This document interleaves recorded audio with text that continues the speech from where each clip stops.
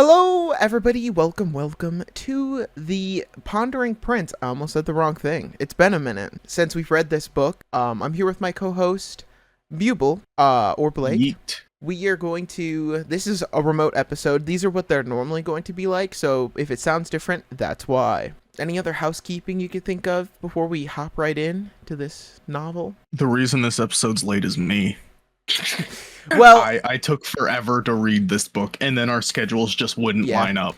I will say, I don't know if you want to, we can cut this, but he got sick. This is 2 months. The first month was he got sick, which you can't really blame him for. But then it became, but then it became June, which is Pride Month, and I get busy as fuck during June. So that one is on me. That's me. My schedule going kooky beans at the beginning of the month. So that it's 50-50. We could shake on that. I'll accept that. I'll accept it's 50-50. It's 50-50. But so today, this book, the book we are doing is The Song of Achilles. It's an interesting book. I enjoyed it. I enjoyed it. It's very Greek. I want to put it like this. It's very Greek. If you can ignore parts of Greek like tragedy and Greek historical stuff, then like it's a good book. Yes. If you can ignore the fact that the world was like this back then, it's an okay book. Yes, it's a good book. I think it's a good book. The content is very relevant to the time. I feel like it's a situation. It feels like a Breaking Bad situation when they kill the kid. Kill the kid? Which part? Which child? Isn't it the end of season there's 1? Like 7 childs that they kill. I don't know. We're talking Breaking Bad. Yeah. What do you mean kill the child? Because they don't kill it. I don't think they kill a child. All I remember is people talking about them killing a child in Breaking Bad. So I remember Walter poisons a kid. There we go. He gives him a slight poison for a short time, and Jesse thinks that he did try to kill him, but it was just he gave him like Lily of the Valley or something that would get him real sick temporarily. And Jesse then thought it was the ricin poisoning, and the doctors then told him, no, it's Lily of the Valley, blah, blah, blah. And he was then investigated by the FBI. It was like when they started fighting each other. I'm gonna be honest, I got halfway through season 3. I don't remember. It's been years. I only know about the child being killed. That's all I remember people talking about. But my point was being, that's gonna happen especially in history. This shit just happened. So I think it's a good piece of art, maybe with some trigger warnings. I know that's an old word you're probably hearing, but I feel like it's still a good piece of art with these, like, you know, intertwining these topics and themes, you know? Yeah, I would say it's pretty good art if you walk in knowing what's about to happen. Like, there's some scenes in here that I had to, after reading it, go back to when I recommended it to someone and be like, hey, if you're uncomfortable with this, maybe don't read it because it kind of just slips itself in here. Okay. I have in capitalization, since it has been so long, I would listen to this while I'm driving. I drive septic truck for a living, so I listen to like a lot of music and podcasts. So I literally, when I got to the first job, before I got out of the truck to meet them, I typed in my notes app so that I would make sure I remembered this to come back to my Word document that I had set up and started already, because I needed to keep this. I'll bring it up if I can remember these things when we're going through the list. So anything more we want to add before we get into the meat? Not that I can think of. All right. So bullet point number, the first thing I have, we're starting out, Patroclus was an abused child, and I quote, his mother was simple. Was he abused? Yes. Only a counter question, because I know he was neglected, but was he abused? He was I believe he was also all right, I'm just going to say it. Neglect and abuse is the same thing. They're like synonyms. Yes and no. For the time, yes and no. Probably neglecting is a mark of abuse. But like I feel like when you say abuse, you kind of get the idea that they're getting physically hit or something. It's not saying that it isn't abuse, but also like that's the connotation I take from it at least. It's like a square and a rectangle. Yeah, they're the same. They can both be the same thing, but in the same it's category. It's gotta be situational. Yeah. All right, so maybe abuse isn't right, but I do remember writing in quotation marks simple. Oh yeah, no, his mother was very quote unquote simple. They made it a very good point that she would just stare out at the sea and she wouldn't think. She wouldn't do anything. like the band that was happening in the castle, and she would just sit and play the lyre, which is a key item.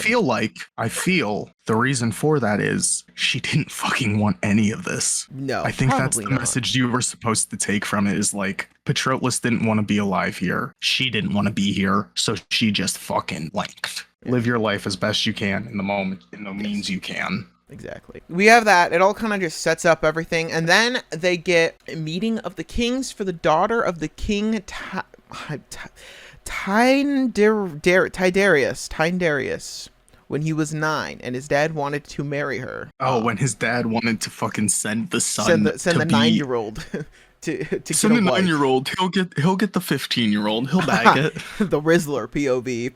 And then when he got there, he was like, everyone was like, "Hey, your son's too young." And then he goes, "Oh, I'll do it myself then." Yeah, I'll keep her entertained while she waits for my child to grow up. It's like a reverse. What's that? Jerry Seinfeld. Like, what's the guy that keeps like every time there's girlfriend turns 25, he gets a new one. It's like the other way around. No, it's not really reverse. I may be wrong, but it might be Leonardo DiCaprio you're thinking of. Bingo. There we go. That guy. Who, like, Jerry Seinfeld's, I think, the one girlfriend. that said racist things on stage. I can't keep track of famous Hollywood people. What's the deal with this airplane food? What's the deal with my wife whenever she turns 25? She just doesn't seem the same anymore. But the noble... Okay.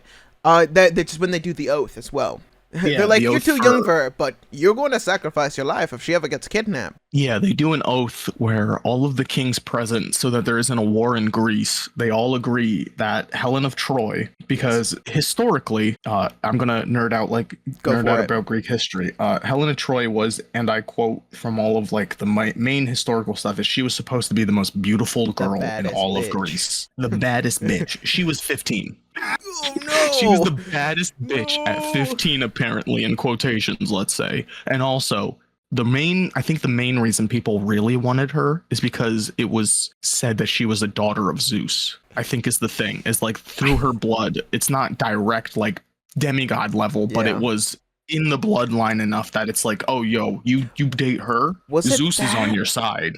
Or was it the... I mean, historical wise. Okay, I remember Blood of Zeus, but I remember the old guy that had the bow of Apollo's bow, I think also. No, not Apollo's, bro. That was from Hercules, or maybe not Hercules. That was a different bow from a different Odyssey version or something. Maybe not Odyssey, but it was from a different story of their history. I remember him bringing, like, it was an older guy who was like a son of Apollo or something like that, or a grandson of Apollo. It was, it was Hercules or something. Hold on.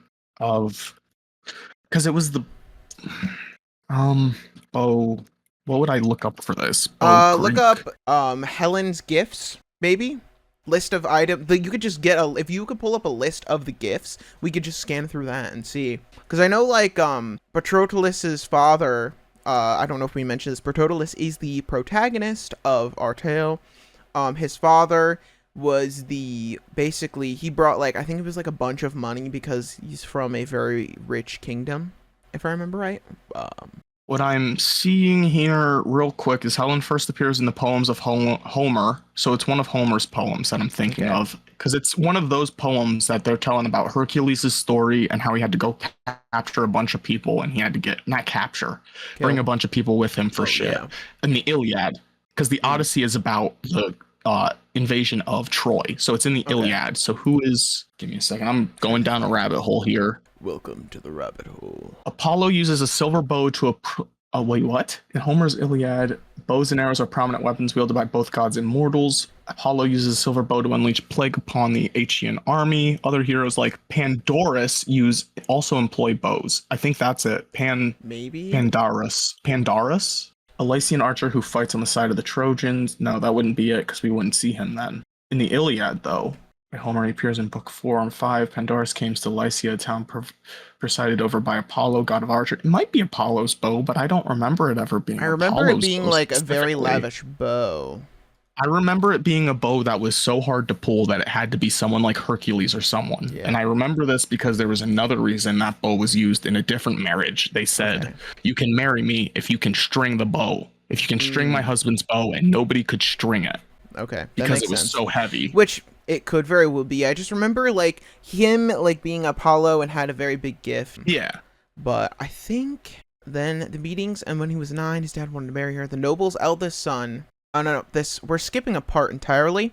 I didn't do in the notes, wait, but I remember hold on. this. Oh, Breaking news. There's a specific bow that often noted, but Hercules' bow and Phil. Yes. I don't know how to pronounce that name. Philoctetes. Yes, this powerful bow and arrow belongs to the hero of Hercules. So it was Hercules' bow. Was injured during a snake bite on his journey to Troy and abandoned the bow on an island of Lemnos. I don't Years remember into the that Trojan happening in War, the a prophecy revealed that the bow was needed. No, this is a different story because they Yeah. offered it to other people. This would be in the Iliad. Okay, so this is in the original. Maybe she just brought this in as a little wink and a nod in her version that I'm thinking of, or I could just be getting it confused, to be honest. I think also through history, the timings of this stuff was kind of really Wonky. close because the Iliad happened right before Troy, right before the Odyssey, which was the Battle of Troy, and they needed this bow to finish Troy. So I think this author just did instead of having two separate things, let's just combine history a little bit into. Which fair enough. Yeah, this never claimed to be historically accurate. It's like Assassin's Creed. It has historical ties and like is in like time fitting, but it takes its own liberties with things. Yeah. Unless I specifically am Wikipedia deep diving in the wrong areas. Yeah, and who knows? You know what? Let us know down in the comments down below. There's another part I forgot to do, but I forget which son, but one of the sons that come for the wife, the one that comes up later, actually marries, I think, the third youngest daughter that he falls in love with in the castle. And he proposes to let her pick who she wants to be a husband with, and a deal for the other daughter. I think this is all in the same one because that's when they meet. Because Hercules is there as well. That's when we first meet Hercules at this big event. Hercules isn't in the book. Or sorry, Achilles. I misspoke. But okay, you're good. Achilles, because he brings up his calves. Because remember, he brings up the guy he saw from the meeting when they're hiding. Spoilers for everything. I'm not gonna worry about skipping ahead a little bit. But remember, because the cut in his calf, he notices that in this first meeting, and that's when he recognizes him. I don't remember it being a prince. I'm remembering it being some old dude who makes the deal for the youngest daughter and then says, "Hey, I'm not here for Helen, so." I thought it was that prince because it's the guy who comes. It's the guy with the calf that came. It's not Agamemnon. He's different. At least from my memory, it wasn't Agamemnon because he wanted to marry Helen. Maybe because I remember him saying he was there to marry Helen that day, but then when he snuck off to take a peek, he ran into one of the younger ones and then wanted to marry her instead. No, I don't remember that. I remember it being some older dude who. Pretty sure because. I don't remember it being Agamemnon. I don't. It's whoever has the scar. No, they meet him there, but they don't. That's Agamemnon. It's not him. I know he doesn't want to marry her because he's also the dude I'm very in love with my wife. My wife that I have a whole boat built after her. Yeah. That I won't shut the fuck up about. my wife. Helen should choose a husband. We're getting live on air research. In Greek mythology, the decision of who Helen should marry rested primarily on her father. However, a clever strategy proposed by Odysseus himself influenced Tardanius' decision and granted a peaceful outcome amongst Helen's powerful suitors. So it was Odysseus. Okay. I just knew it wasn't Agamemnon because maybe I'm getting them mixed together then. But he didn't want anything to do with it per se. Yeah. So. All right, I think we're past this point now, and then it kind of just Patroclus kind of continues his life. I did note that the noble's eldest son always picks on Patroclus, and he was given, I think, by one of the guards, a nice set of dice. And when the eldest son picks on him to give him the dice, he pushes him down, and his head hits a rock, and he kills him, and then he gets banished. I don't remember if it was because of the dice, but he does kill a kitten because he was picking on him. Pushes him. It's because he didn't want to have his hands, grubby hands. I remember him describing his grubby hands on his dice. It was the only thing he has that he didn't want to give him, and then he like pushed him, and then he ran away and hid under a tree, if I remember, with blood on him. Yeah. Then he gets banned and sent to Peleus's kingdom, where he buys reject boys, and banished boys, exiled kids, and fosters them. Then they go into a explicit scene of Peleus raping the sea nymph, and how how nasty they described it was my words. They went into a lot of detail. Remember a lot of the details. I remember one part where they described her skin. Yes. I think that was it. But that was the only part I remember. I remember them describing it. She's like squirming under their, like, the gods held her down, and like could feel her squirming and fighting against it and crying, if I remember right. I don't know if as that happened. And then we get Peleus seems to foster many exiled kids, and then he goes there, and like he kind of doesn't really fit in. He just kind of sticks like to the shadows. He's a recluse. And then we have Peleus. Peleus, son of rape nymph, was Achilles, is a sentence I have wrote down. Son of a rape nymph. I mean, you're not wrong with that statement in the slightest. Just, also, like, it's a very funny sentence. Is wild. That'll be the name of the episode. Peleus' son, rape nymph. Peleus' son of rape nymph was Achilles. Then Achilles saw that Patroclus was a loner and was skipping drills, and then asked how he was going to get out of it. Then he said in a moment of boldness, "I say I was with you." Then Achilles said, "I don't like to lie." Then Patroclus said, "Take me with you, so it will not be a lie." That's in a different font, so I think I may have pasted that from the book. So, well, you're not wrong. That's exactly pretty much what he did. Yeah, he said, if you don't like lying, then take me with you this time, so it's not a lie. Yeah, so then he does. You know what? That's kind of crazy. That is like, he rolled a high skill check right there, let's just say. He rolled a charisma check. He nat 20'd, and he must have gotten guidance somewhere, because that's insane. What would have been a good addition to the story, or maybe a sequel or something? Maybe it wouldn't be a good sequel, a short story, but if they could do parts of the story from Achilles' perspective, that would be interesting. There's parts here where it's like it really looks like he's lying his way through it, or he's really good communicationally, but like I bet you Achilles knew. I bet you he knew. Yeah, I think so. It'd be interesting to see, that's for sure. AO3 authors, we need this. Get it for us. We need you to make it. Don't say we need this. They're gonna. We need this. AO3 authors, we need this. We need this. You know what? And you can describe the scenes however you like. We'll let you at it. It's like a reward. It's like a reward. Achilles then asked his dad if Patroclus can be his companion. When asked why he said he is interesting. Oh, that's David, did you just call him Achilles? Yes. Hi, welcome to Achilles. Hi, welcome to Chili's. Can you tell I'm out from out in the sticks out here? We got Achilles and Patroclus. We got Achilles. I love those big back ribs from Achilles. Oh yeah. Hi, welcome to Achilles. Whenever he enters.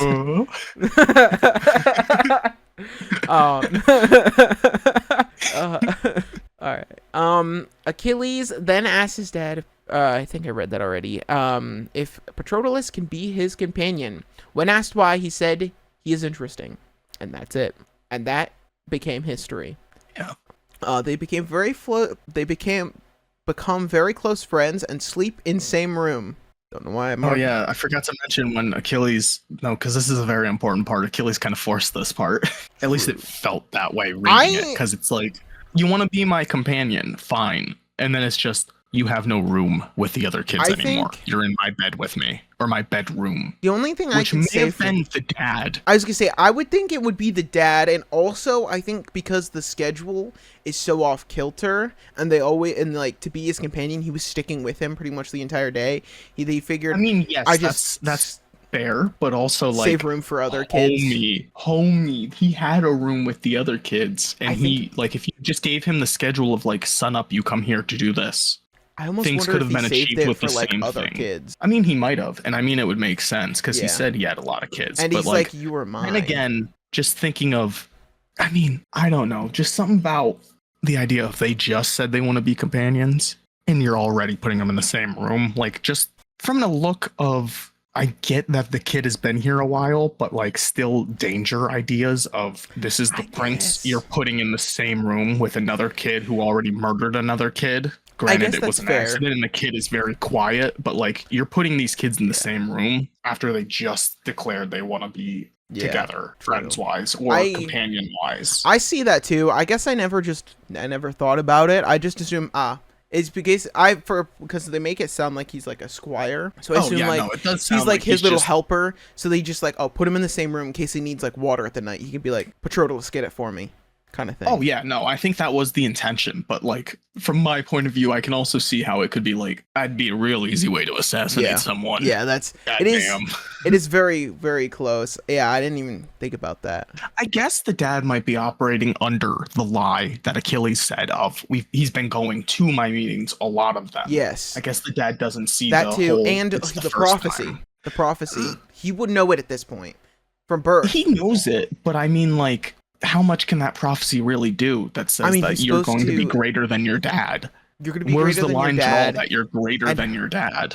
Maybe he talked with the mother, because the mother knows about the dying in battle part. So maybe he talked with her. Maybe I think that part wasn't stressed until afterwards when they went to Troy. Because that was like when the gods started questioning it. Yeah. Because they didn't. It wasn't until the gods started fighting over Troy that he was given like, hey, you're gonna die out there in Troy if you go. Or well, no. It was when he talked to Chiron. Yeah. It was right before Chiron. It was by that time when he went to Chiron or that they said you're gonna die if you go, and he goes, well, I'll go to Chiron and train then. And he goes and trains, and Chiron's like, hey, you learned already. You're fucked. You're already as good as I can get you. I can round you out in other ways. I also like about this story, it's a difference on what the Legend of Achilles used to be, that he got dipped in the river Styx and he's immune to everything but his ankle. Homie doesn't get hit once. He's just supposed to be that He's just good. Which, dodge roll. Fair enough. Parry. I feel like that's a better story than I do think Homie got his ankle. Yeah, he tripped and hit his ankle. I actually have that as a fun fact near the end. But yeah, I like him being more like he's untouchable instead of he's invincible title card. Yeah, he can deliver an ass kicking and all that. But like, yeah, I like how it's his skill. He's like Yield and John Wick. Also question that, like, this is way off topic for the book, but why was it a sea nymph that made the best human warrior? Wouldn't you have thought logically like it would have been Athena or Ares? Like, I guess the gods of war. Wouldn't you have thought that one of their children? Yeah, for sure. Know that. For sure they've had to have children. Because I'm pretty sure Sparta claims that they're children of Ares. Yeah, but that could also just be a lie. Maybe they're children of Ares, like how you'd say I'm a child of God. Like someone would say that. But at the same time, like, I don't know. It just seems weird that it was like it's a sea nymph that made the world's strongest soldier, which I guess that's why they, in the original legend, added in the dipping into the river. Maybe that's why they did that, and like just his like godly like genetics, like his. I think it's supposed to be the godly genetics let him survive the river Styx, probably. Something because like I think that's supposed to suck your soul out of you or something.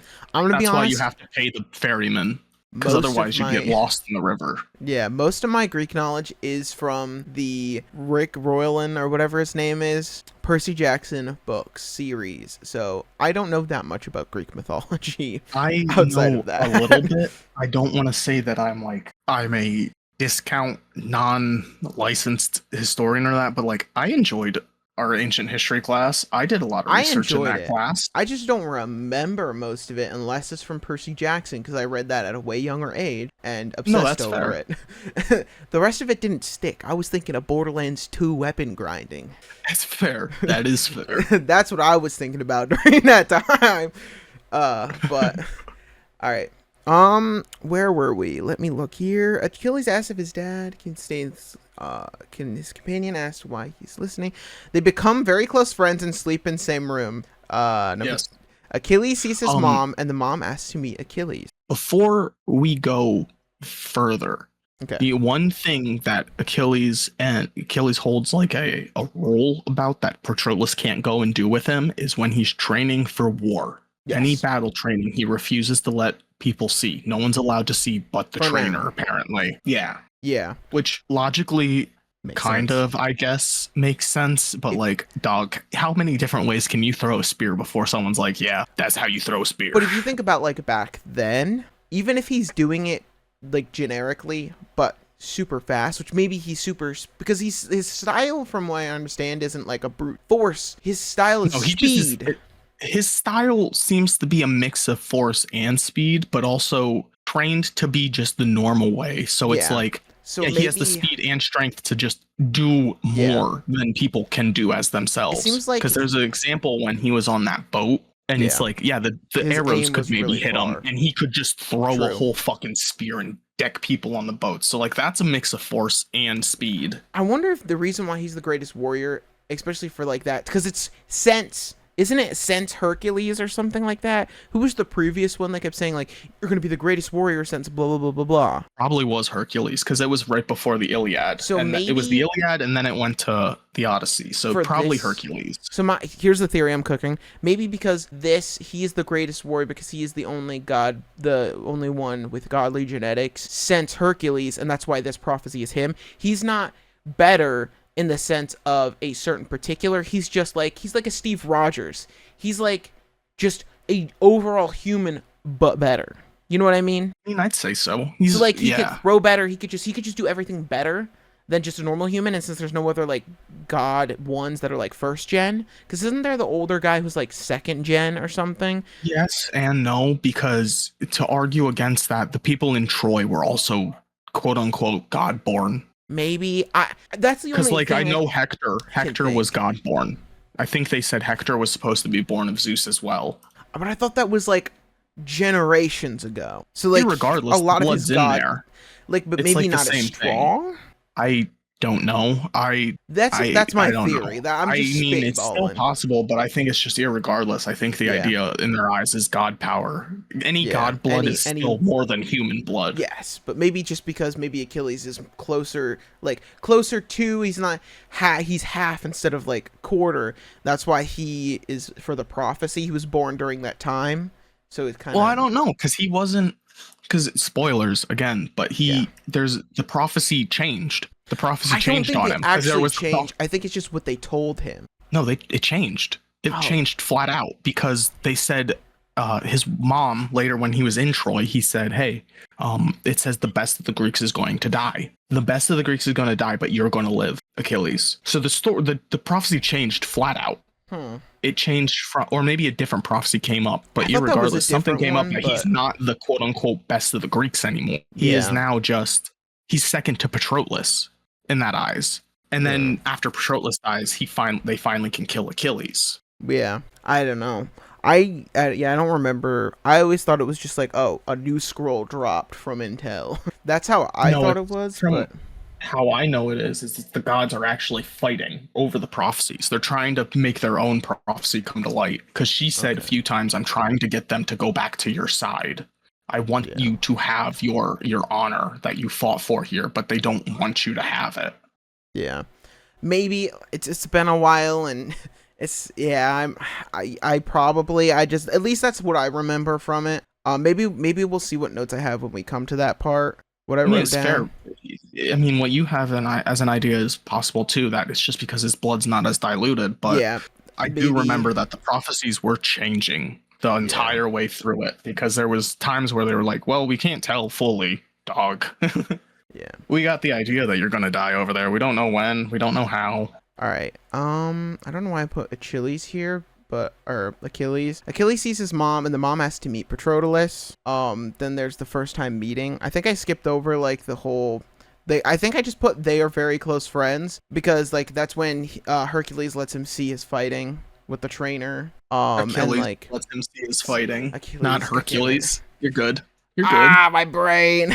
Too many Greek names. I can't handle it. How many us's? But Achilles, they like become really close friends. They start like going to each other. Like he gets to see us fighting. They fuck around and they find out a lot of things in the castle. And then they finally, after Achilles talks to his mother a lot, she wants to meet Patroclus. Then I have... See, and the best thing to say is she just doesn't like Patroclus. No, she like... And I think she doesn't like him because she knows something. He's the reason why. Which is why I have Achilles sees his mom and has to kill him. Bullet point 11, Achilles says he will die soon. That's literally what I have in my notes. That's why I think the death thing was just hidden from his dad. And like that was always part of it. She just hid it until he got older. That's why... I don't know. I'm not sure. I think I kind of... Maybe. I don't know. I don't think they knew until they went to Troy. Yeah, I don't... Alright, and then... Like, I don't think she knew at all. Yeah, because... Alright. Yeah, maybe. I thought she knew and she was just hiding it from him because she wanted him to become famous enough to be put in the stars. Something like that. And then I have, right before Achilles leaves, Patroclus kisses him. Okay, no, I see it right here. Achilles' mother Thetis was aware of the prophecy concerning her son's fate. She knew that if he fought in the Trojan War, he would die young, but if he stayed away, he would live a long life according to literary analysis resources. Thetis even attempted to alter his fate by dipping him in the river Styx. That's what made him immortal then. So okay, that makes a lot more sense, actually. From what this is saying is that Thetis got the prophecy her son would be the best, and then went, okay, well, I want to save his fucking life, so I'm gonna dunk this bitch in the river. In the river to make him immortal, so it can't come true. Make him as godlike as I can. Yeah. And then knew if he goes to the Trojan War. And then when Thetis knew the prophecy, she couldn't change Achilles' destiny. She tried to dissuade him from going to war, even hiding him to prevent the involvement. But ultimately, Achilles chose the path, and because of where is it? She knows the prophecy states that if Achilles goes after Hector, he will die soon after. But Achilles insists he will avenge Patroclus no matter what the cost. Thetis has a blacksmith. Oh, whatever. That's different. That's the ending. My bad. That's near the ending. Which... Oh, what the fuck?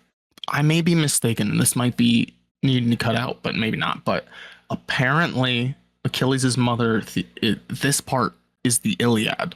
So, I don't know. I don't know how this works. I don't know how this lady did this. I don't How did this lady write these books? Because the Iliad and the Odyssey are very different things. The Iliad... I thought the Odyssey was with the... I know that's the epic. The Odyssey was the boat, and then they go on the island. The Odyssey is about the Trojan War. It's about the whole Trojan War, from like Helen's being taken to every battle in the Trojan War until they destroy it. You would think would cover this, but this is saying it's in the Iliad, which it could be just makes me question what the hell the Iliad's about then. It could be, well, just his upbringing and then also his training with Chiron, because that happens a lot before the war. Basically, up to the war, like the first like 2/3 of this book is up into the daughter hiding castle, and then the second third is the Odyssey. So maybe this is like her stretching out the Iliad. It's like his origin story. This is confusing as all hell. Because I'm reading here that I don't fucking know. This is confusing as all hell. We might need to cut this part, but it's saying like the Iliad is Achilles' growing to greatness, and then I don't get that because would the Odyssey then follow Achilles' son? His son does show up at the end. I could think of. His son does show up at the end and is the one that collapses finishes the wall. War. Yeah, it could be. But yeah, because that just seems weird. It seems weird son, writing wise.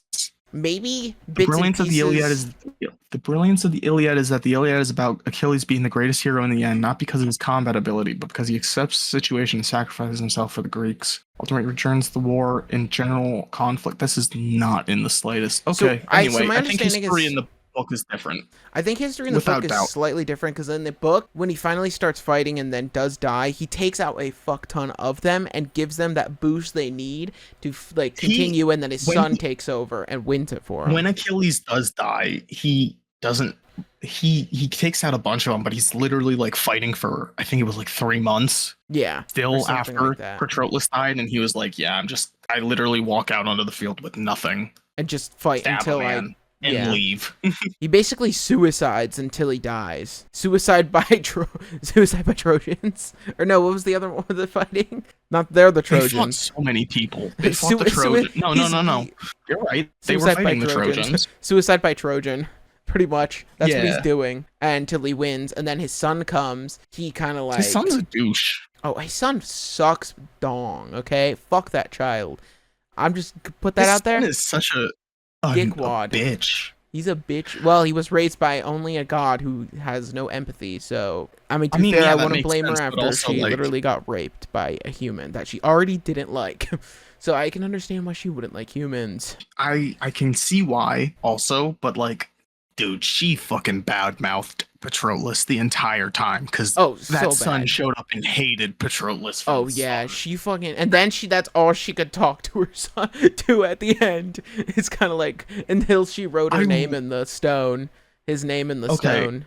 The ending kind of gave me. I didn't like it. The ending, I don't like it either. I mean, I kind of like it, but it kind of gives me the same vibe as the best way I can describe it. And I don't have this in my life personally, but it gave me the vibe of is it a step parent? What is the mother-in-law? Like mother-in-law or father-in-law finally accepting you enough to at least have a conversation with you. It feels like they're accepting you it's like, hey, I accept that you're gay enough. You're gay, and I'll accept it. I'll talk to you. It feels like you're good enough. It feels like after their mutual, like their son died and their significant other died, and they had like have to be at the funeral, and like they both are like, you know what, I was wrong about you, or something like that. I think it's that feeling of that she realizes I'm kind of wrong because I think what it is it's the fact that Achilles, because she says it, she's like, he's waiting for you. He is still waiting at the fucking river for you to show up, and she realizes like he really did care about you, I guess. And then through talking, because I think also what it's supposed to be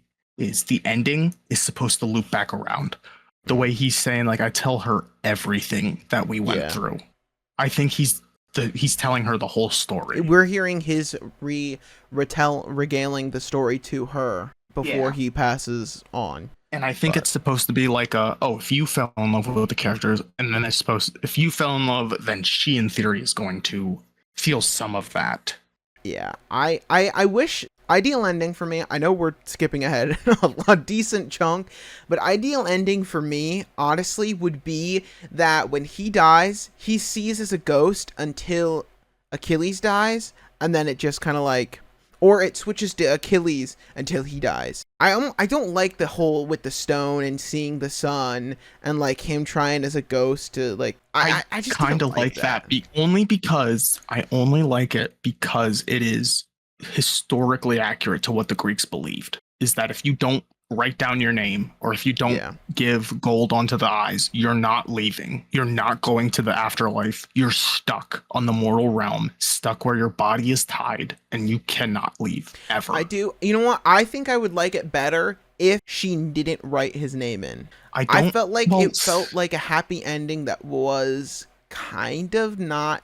It didn't feel right. Like she writing it down. If she like never showed up and he's like, and I'm sitting here forever with waiting for something I can't get or something like that. I feel like I liked that she wrote his name personally. I liked that part. It felt almost out of character. Like, yeah, because she just said, fuck you, Achilles, and I'm going to raise your grandson better. And then did. I think it's a little different than that. I think after Patroclus died and she saw how broken it made him, like literally broken, she saw her son break.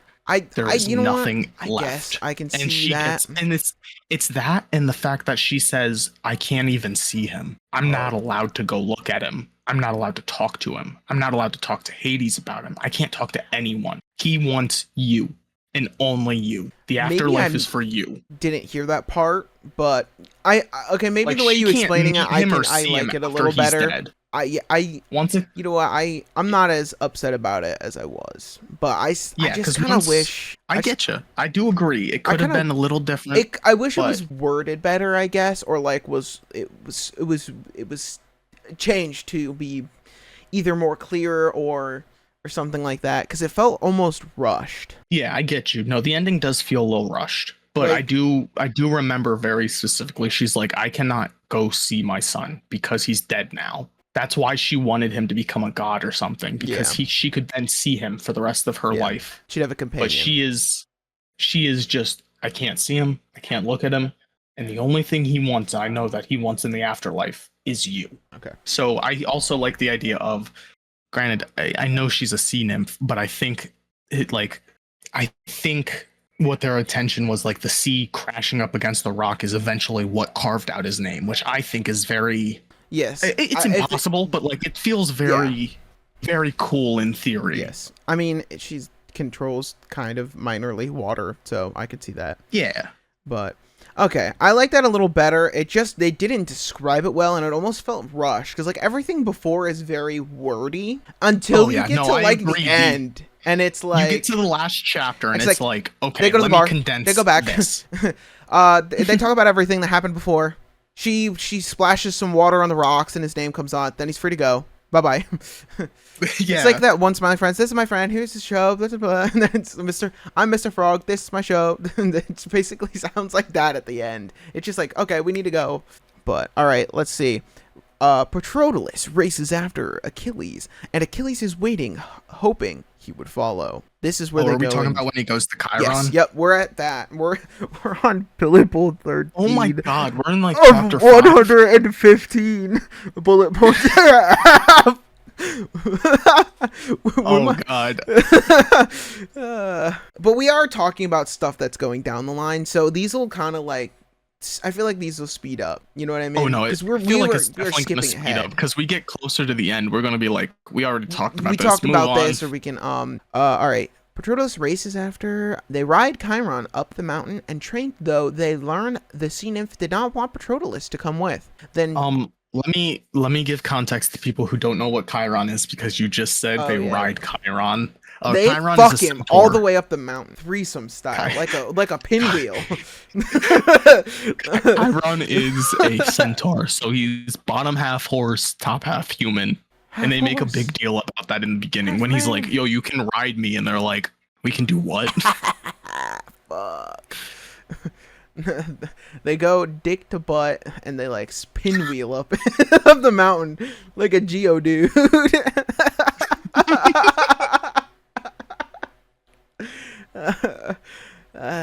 All right.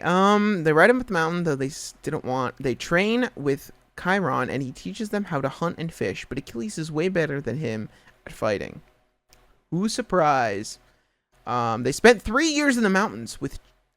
I didn't spell it right once. Addition also, not only is Achilles better than Patroclus, there is a very adamant point that Chiron tells Patroclus: none of your combat will ever make you famous. Yes. You will never fight good. And also, like, he's like, you're okay, there's potential.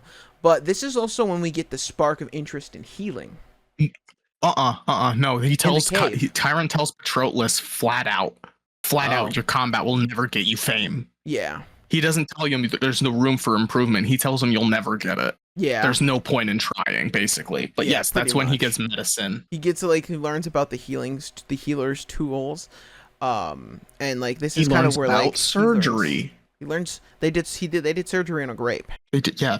Chiron taught them to do surgery on a grape. Yep. And the grape are human bodies. The grape, they ate the grape. All right. Achilles' mom comes after Patroclus, and Chiron saves him. Pretty much that. They get into a tiff, and Chiron stands up for their love. They also fuck for the first time in the cave while Chiron's out at the fire. That's also when they did it. Yes, they fuck while he's out at the fire. They sneak in, and they do describe, if you want to goon, this is a good book to goon to, okay? They do some very descriptive sex scenes in Chiron's cave while he's outside fucking with the fire. They go in and they fuck. I don't remember. They be fucking. I don't remember any of the sex in this book. I know it's there. I know it's there because I remember it's there, but I don't remember when it happened. So it catches me off guard every time I reread the book. I was sitting at work one time and it started going, and I went, "Okay, we're done with the speaker." Yeah, that would be like you're just sitting there stocking shelves, and you're like, "He reaches for my thigh. I I had feels a my hard coworker boyhood. tell me. I had a coworker stop me and go, "You're a lot nicer than me," because I was sitting here reading Dracula and it's talking about how Dracula's going for those supple breasts, and I'm like, "Dog, I think I'd get fired if the managers walked down my aisle and heard Patroclus and Achilles having it on." I felt as his hard body rubs up against mine. That happens. Chiron sticks up for him. Oh yeah, don't forget. Patroclus would go out in the woods and jerk off thinking about Achilles. They also describe that in the book. That. He goes out. He does say he just fucking whacks. He beats his shit in the woods. I mean, thinking about Achilles. So this also, we should clarify that this is what we mean by it's very Greek. We should clarify also that this kids. is the part. They're young. They're like children. 15. They're getting into boyhood. It's so like logically it makes sense, but also reading it, it's like do I really need to read about how a 15-year-old is jacking off and how they're gonna fuck? Do I need to read this? Every time I always forget that they're 15 because they're doing shit that's not. I think that's why it feels very Greek to us, because people died a lot fucking younger back then, so they were adults a lot fucking younger. Yeah, that's why it feels, and that's why like it feels weird about it. But honestly, half the time, to be fair, also like I would like listen to like a few chapters and forget, so I'd always end up forgetting what age they are. Yeah, no, I think that's a good point to the book too, is if you can forget what the actual character's age is, and it's like, okay, this is how humans are. Yeah, that makes sense. They're pretty much modern 18. Yeah, let's like, if you could mentally point out that they're 18 today, they're the book pretty has much no problems. Today. Yeah. The book has like it has problems, but yes, it has no problems resulting in age. Yes. Right. So basically that all happens, they learn, and then they do get gifts from Patroclus' father. Like hides, nice things, arrows, like different like little things. Think of like your adventurer's toolkit. I think he got a cape too. He did. Or something. A purple cape. But I think that was his 16th birthday, I want to say. I don't remember. They spend 3 years there, and I believe they were like 12, so I think maybe they're like 17, 18 by the time we get into the next section of the book. But they get summoned to the castle, and this is about the Troy War. Like, this is like, oh, it's gonna happen. We're getting a crew together. It's hey, you guys remember that promise you made at the age of 5? At the age of 9? Yeah. At the age of 9, you dedicated your life. About that. Helen is missing. Yeah. So what I have is they were summoned to the castle by a messenger. The pact they made for the Queen of Troy was broken, so they need to go save her. Peleus wants Achilles to fight in a war of glory and gold. And that's pretty much that. I mean, they go back. I don't remember if the king knows about. Did Peleus know about the pact? Because I think he was there. He may have been, but they also very descriptively describe this man as fucking ancient. True. This man is an old as fuck man, just gathering an army of boys to keep his kingdom. Like, he is very much not strong. Yeah. Okay. So pretty much that all happens. Then they go, and where do I have it? I have it written down. Achilles' mom kidnaps him and leaves him there alone. His mom takes him to the island of women. Yes, he takes him to where basically the king that does the opposite of King Peleus, and he just takes all the reject, or like, he's hired to raise all of the royal daughters. It's not the rejects. It's just the royal daughters. They ship them away because otherwise someone's gonna get a little handsy with the queen. With the queen, the princess. Which is Kooky Beans. Just gonna say, little. I mean, yes, it's kooky, but also like, I can see it. It makes sense. It kind of makes sense. It's still like rape, man. Like, and also you're raping a royal. No, it's not. I wasn't even thinking rape. I was just thinking, if you put a queen with guards around her that are dedicated to guarding her, and she's talking with them day in, day out, because what else is she gonna do? She's not allowed to do anything else. I think at some point, when they hit the age like Patroclus and Achilles, where the emotions and chemicals ride wild, it's going to be a case of the princess looks at the knight and is like, "Hey, dog, you fuck me or I get you fired." Yeah, exactly. It's what Okay, happens with I Patrolus can later. I can kind of see that. I was just So thinking it's more send it that, to the, but I always thought they it's got the sent. logic of send Yeah. it to one of the kings who has no field in this war, has Yeah. no guard, has no He's an power old here. king And in if a they're very known poor for it, kingdom. yeah, and if they're known for it, I mean, they pay them True. for it also. Yeah, They would pay pay them them. gold to keep them. Yeah. So like, I mean, it makes sense to send them, but also, Still I do fucked. see your point of also, yeah, it's very fucked. I just assumed the worst. Okay, I was like, oh, they're worried about their guards fucking the royal children.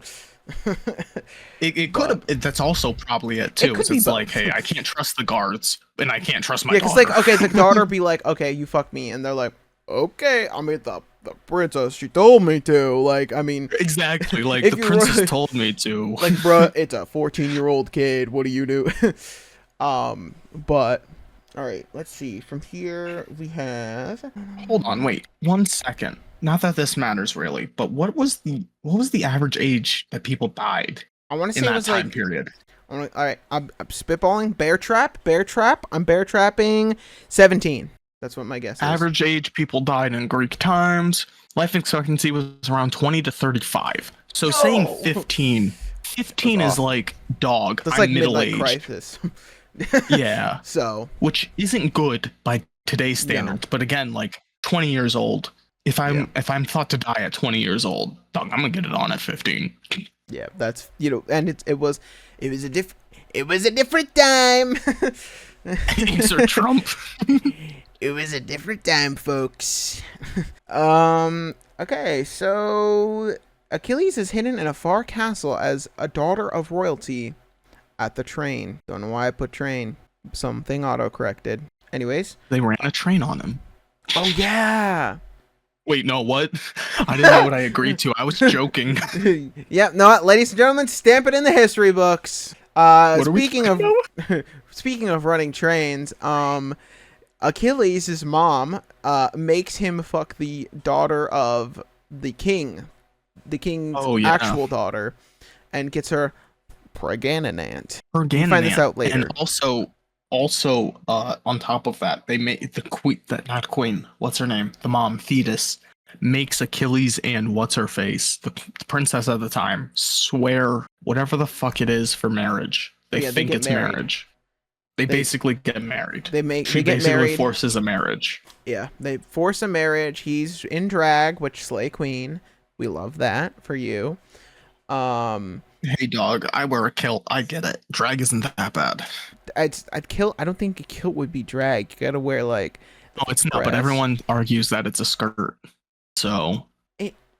Who cares? It's it basically. Is, but it isn't. Exactly. It's not really. It's basically. Exactly. It's not. Exactly. I'm assuming it's like an Amazon bought kilt, like not an actual like from Scotland. No, dog. This is a. It's officially like a kilt. Like it is. From as far as I'm aware, it is officially a kilt. I bought it down at the PA Ren Fair from a Scotland Highlander people who do it like technically that is a American. A kilt. But the point of it is people call it a skirt, and I'm like, dog, all right, fine, whatever. I'll tell you I'm cross-dressing. I don't give a fuck. Yeah. It's comfortable. That's what I care about.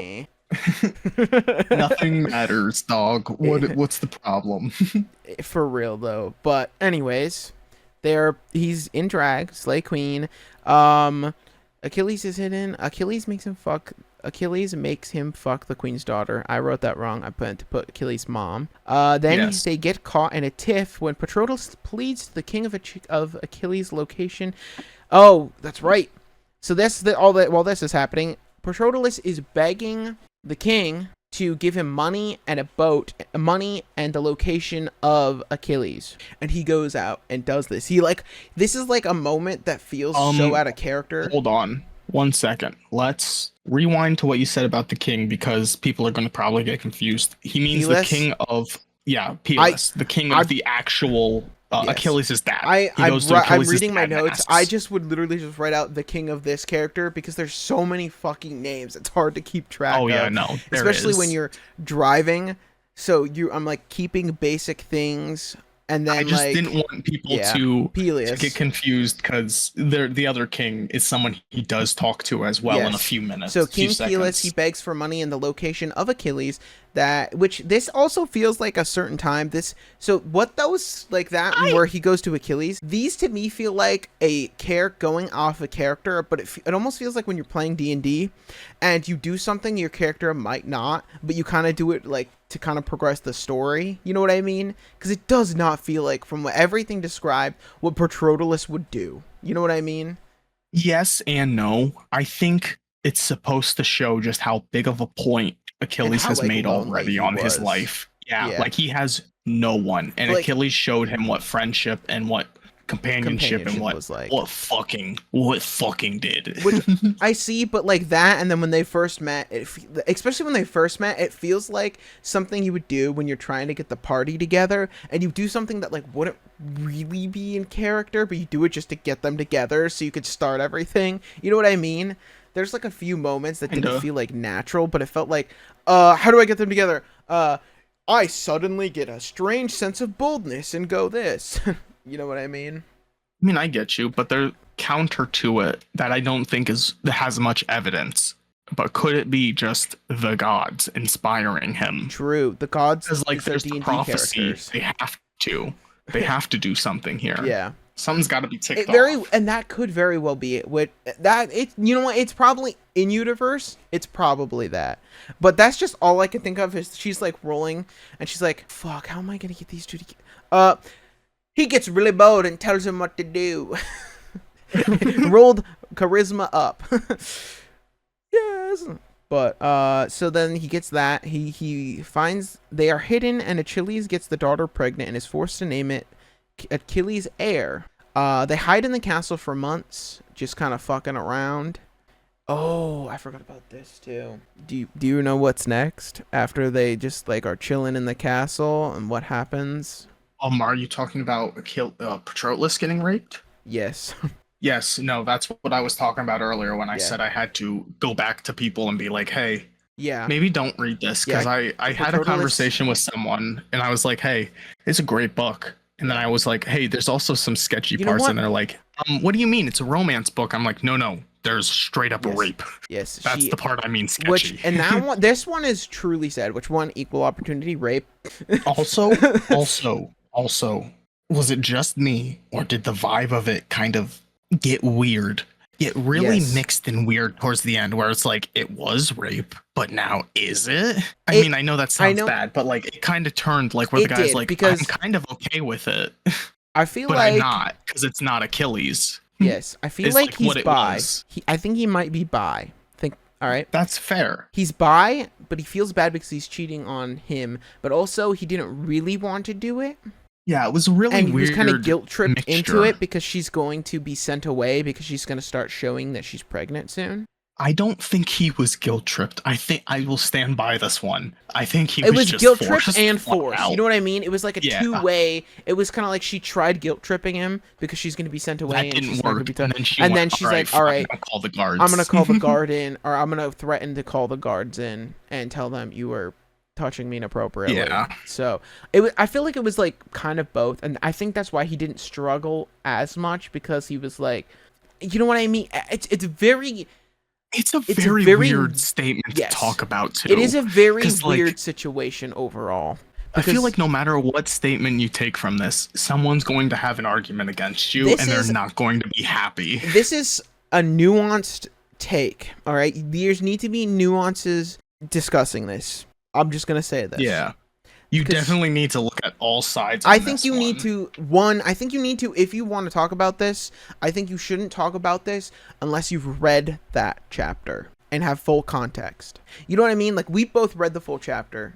Yeah. I think before you say anything. I had someone else read this into my ears. This was an uncomfortable experience. I was in no service, in a truck, shaking down the road, and I'm like, oh. I think it is gross, no matter what. Oh yeah, no matter what, it is a gross scene. It is a gross scene. And if you were a certain kind of person, you would think this is cool that she did this, and that you're being like, you got the, I don't know. It's just you know what? It's just not great. I think it was bad that she forced him into doing it. Yeah, And no, it's a mixed bag. It's a mixed bag. It's it a feels very gross mixed bag. because you can kind of feel bad for her because she's not gonna She have literally intimate touch. got lied to. So like, yeah, she was lied to. not even that, she was lied to by Yes. not just a person, Hurt but people by a hurt people. god on top of that. Yes. A literal god lied to her. Yeah. And tricked her into having this child type deal, Yeah. which is like, wow. She was raped as well in that kind of situation. It kind of Because Achilles didn't want to. Kind of. But Achilles she didn't want to. did. She did. She wanted it. But she did it under false pretenses. She did it under a lie too. Yeah, so it's like sketchy, and you can say she wanted it, and she can say she didn't want it. Yeah. But like, what your take on that? What your take on that first chunk is? Will tell me all. That should be a first date question. What you come out of that first chunk is a good first date question to figure out what kind of a person you are. It is a hard question, and I don't know. And then the second part compiles, because now she is not going to get any. I think I'm hearing myself through your mic. Impossible. I have headphones on. What the fuck? Why did I hear myself? I don't know. As far as I'm aware, it's impossible unless my open ear backsides are playing into the mic, which I don't think it could. Maybe. All right, I don't know then. I maybe I got distracted by.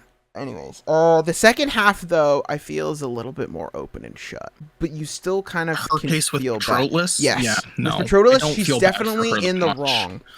But I can still feel, I can see where she's coming from. It's still wrong. Do you hear me? I feel kind of bad for her. Yes, I feel bad for her, but it doesn't justify her actions. I think she has no grounds to stand on. No. But also, I can understand her logic of.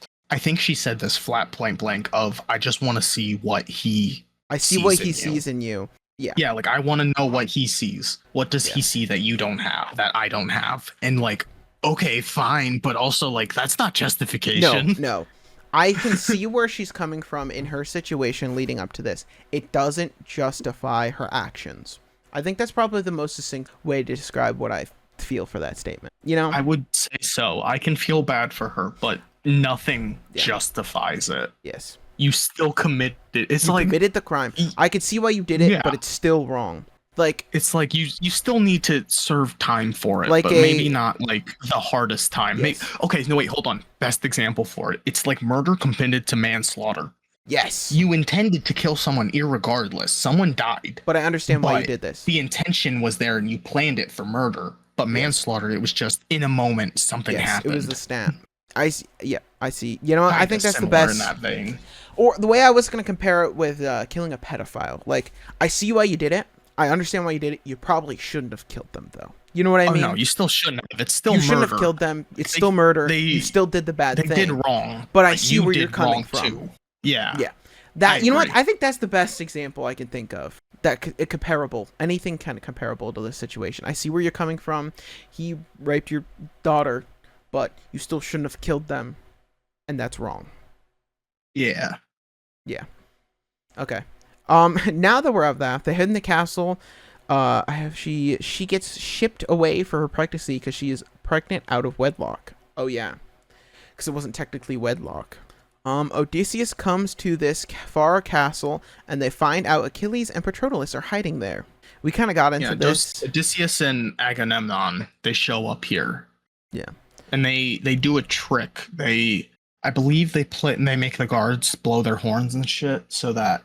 They think that an attack is coming, and all the other women run and hide. But Achilles in his dress is like, "Hey, I want a sword. I want to fight." Yeah. I want to read you my sentence verbatim for point number 30. Achilles finds out he will die in battle, and they threaten for him to tell he was hiding in medieval drag. Medieval drag. I have it wrote down as he was hiding in medieval drag.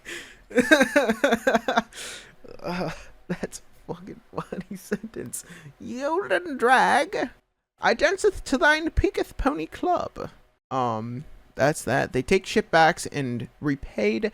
They take the ships back and prepaid and prepared and to meet the king who will be fighting by and take off to battle. I think this is where the Odyssey might come in, because this is getting into the war. Maybe. I'm unsure, because as we've discussed so far, I This don't know would where be the my Iliad guess and is Odyssey where- begins. Because this is where they go. They meet the kings at the rendezvous. And like this is when we get into where they're stranded. Oh, this because gets the into wind. where the gods are talking about This it. is Yeah, where the gods get are involved. fighting. Yes. They all go to. If I had a map, I'd be able to probably point out the area, because from what I remember, I think Troy was like. It'd be easier to explain without a map. With a map, I think. So if you know the Mediterranean Sea at all, I play a lot of Civ, so I know what the map kind of looks like. I don't, but go over describe towards it for the listeners. Spain, I think over towards like the Spain area, where like there's the little entrance to the ocean goes out to the Atlantic, Pacific. I think the Pacific's the big one. I think it's the Atlantic, where the Atlantic Ocean reaches into the. Let me pull up a map. Actually, that'd be a lot helpful. Yeah, I'm geologically declined. I don't know shit when it comes to maps. I'm not good with this if you pull up a picture of the Mediterranean Sea, it's the Wikipedia first option that's green and blue and sand. There you go, listeners. Type that in. I believe the place that they are at is over towards Spain, Portugal area near the Atlantic Ocean. Okay. And I think where Troy is, which I actually, you know what, before we have the internet, I can look. Troy location. Before I say this, and I'm but this is before off. They get to Troy.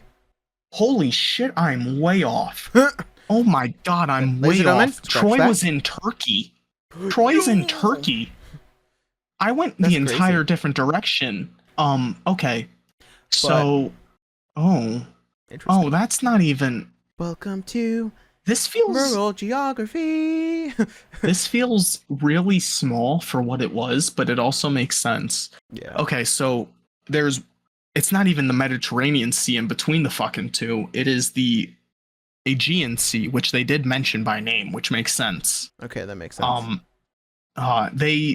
It's literally they just go west basically. But wherever they do, they run over they're over on the beaches and waiting for like a week, 2 weeks, because the wind stopped. 2 months. They're stranded on the island for 2 months because the wind doesn't go. Island?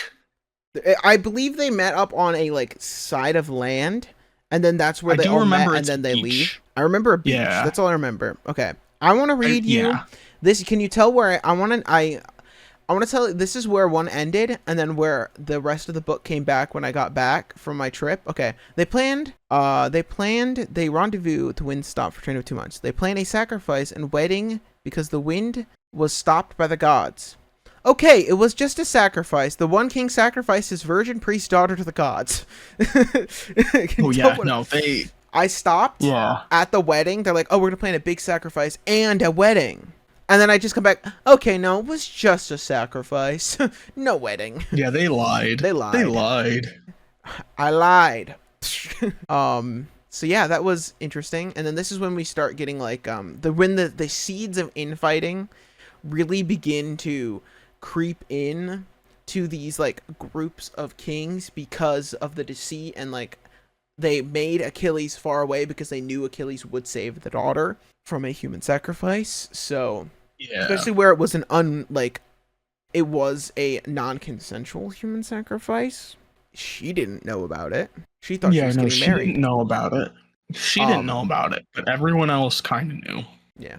So after that, they raid the villages instead of diplomacy. This is once they get there and they start, like, they're trying to tell what they want to do. I still think they should have done diplomacy.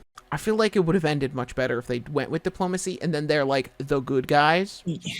Yes and no. So the issue with that is I don't think diplomacy was an option theoretically. Like, yes, they could have tried. But I don't think in all honesty, they would have even done anything, because the walls of Troy in that time period was literally the wealthiest, strongest, and most powerful city in all of the Mediterranean. I just think if they would have went up and tried it first, I think historically, because they got other kingdoms to assist Troy, near the started coming into a destroy. But I think if they would have started peacefully, then maybe they wouldn't have been able to rally against those other, like, as easily rally the other kingdoms to assist Troy. I also think that it wouldn't have made a difference because the ones that did come were the ones that were loyal to Troy anyway. Yeah, I just think it would have been maybe a little harder, but I also personally would have rather seen them try diplomacy first. I don't blame you. It should have probably, but also they probably should have. There's also the question of, not a question, it's probably just how it actually went. Yeah, they probably, no, we're in the right, we win. Well, no, not history. even that, but I mean just they probably knew why Helen left. They probably knew already why Helen left, and they didn't want to admit to it, because if they admit to it, that means they're at fault and they shouldn't be at this war. But if they keep it as we don't want diplomacy, we want just war, it'll be like oh well, it's like, we will never learn who was in the wrong because both of us attacked each other. We're gonna get a little political here. It's just like Israel and Palestine. No, we don't want it to. We don't want them to know. We don't want to know. We're not gonna do diplomacy. We want this war. Pretty much. Didn't they? Okay, so I might be off about this, but did they reach an agreement recently or somewhere? No, in fact, or was it Israel and Iran? Israel just bombed Iran because they started developing nuclear weapons. So they bombed them preemptively, like literally, as of recording, 2 or 3 days ago. So now they're starting to attack back. So no, there's no deal.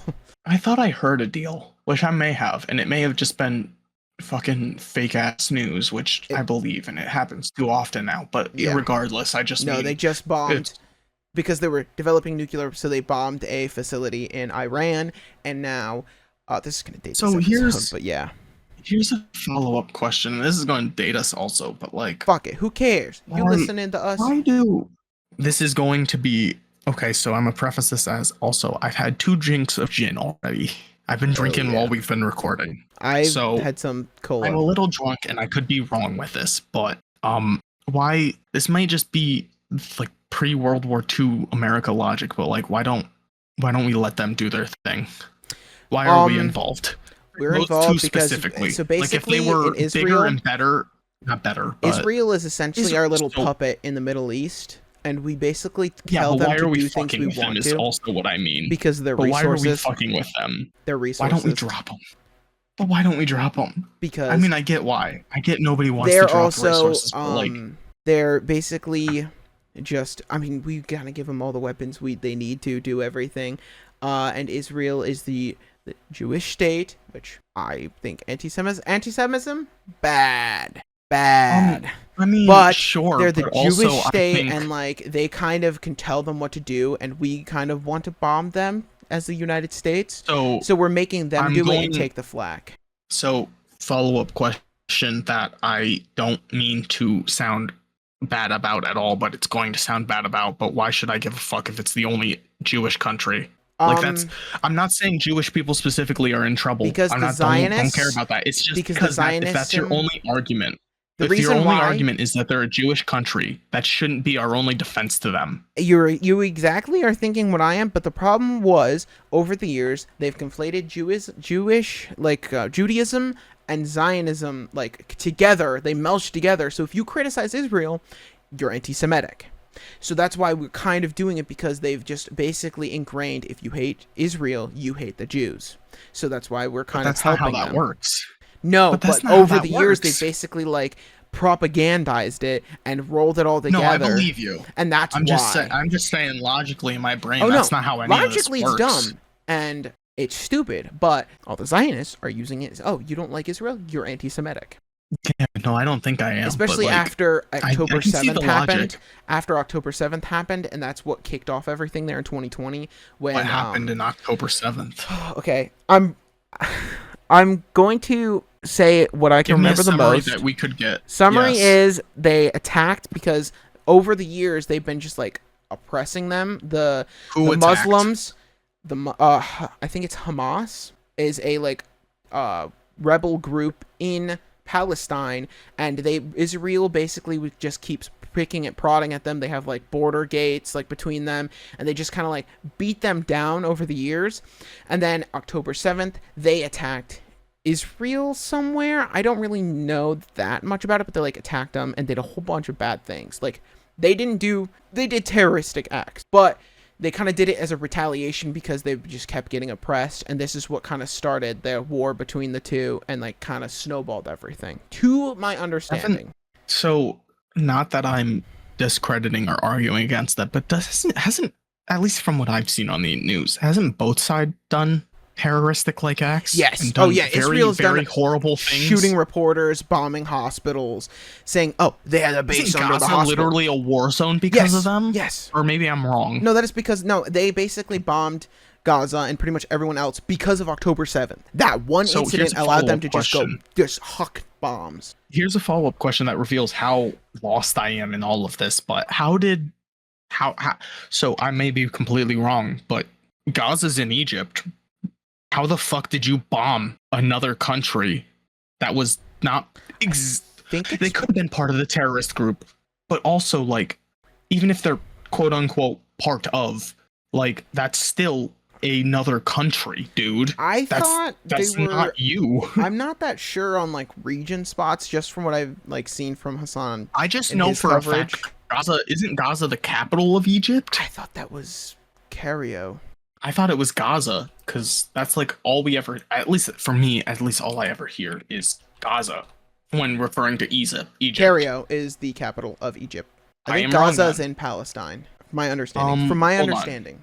Where is Gaza? Let me look that up first. It's like the Gaza Strip.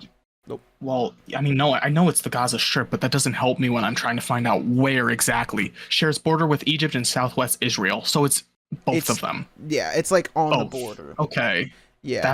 That's kind of horrible, because at least from my mind, when I think of Gaza, which could be wrong, which I could be completely wrong about, but when I think Gaza, I think pyramids of Gaza. And when I think pyramids of Gaza, I think Egypt. That's Giza. You know what I mean?